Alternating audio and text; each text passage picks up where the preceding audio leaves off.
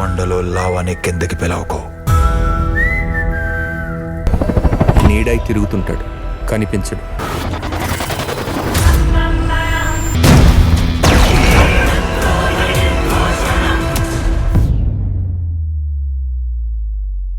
Same health symptoms ఉండే chance ఉంది, but she is very weak. చాలా బలహీనంగా ఉంది. తనకి రెస్ట్ చాలా అవసరం.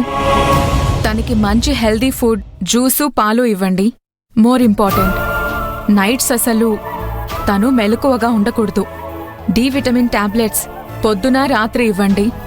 ఇమ్యూనిటీ కోసం కూడా టాబ్లెట్స్ రాశాను, వాటిని కూడా వాడండి. అంతే కదా డాక్టర్? అంతే. ఇవి 3 రోజులు వాడండి. అప్పటికి తగ్గకపోతే ఫర్దర్ చెకప్లు చేద్దాం.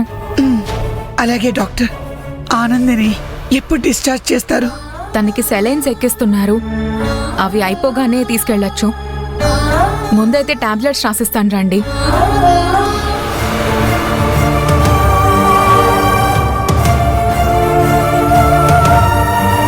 మేడం, డాక్టర్ ఏమని చెప్పారు? భయపడాల్సిందేమీ లేదని చెప్పారు. తను చాలా వీక్గా ఉందంట. టాబ్లెట్లు రాసిచ్చారు. అదే మాతో కూడా డాక్టర్ చెప్పొచ్చు కదా, మిమ్మల్ని ఎందుకు రమ్మన్నారు మేడం? ఆడవాళ్ల ప్రాబ్లమ్స్ ఉన్నాయని, వాటిని ఆడవాళ్లతోనే డిస్కస్ చేయాలని నన్ను పిలిచారు. మేడం, మీకేమైనా చెప్పారా?